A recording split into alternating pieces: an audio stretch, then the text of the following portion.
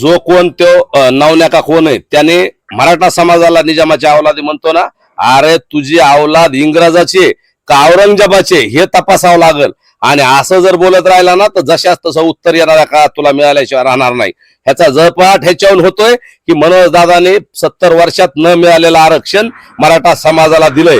Hyderabad gadget लागू होतंय, Satara gadget लागू होतंय आणि बॉम्बे गॅजेट सुद्धा लागू होतंय. मराठा आणि कुणबी एक आहेत आणि 50% आत ओबीसीतून आरक्षण मिळतंय. त्याच्यामुळे यांच्या पायाखालची वाळू सरकली आणि ह्या वाघमाऱ्याच्या डोक्यावर परिणाम झालाय म्हणून तो असं काहीतरी बरळतोय.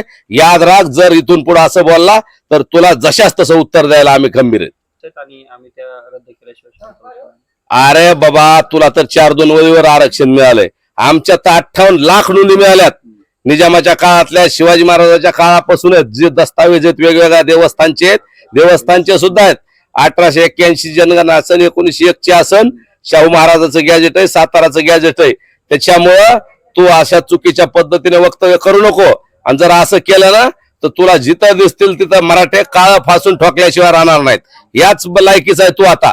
आम्हाला शेवटी मुद्द्यावरून गुद्द्यावर यायला भाग पाडू नको. नसता तुला जशाच तसं उत्तर दिल्याशिवाय राहणार नाहीत.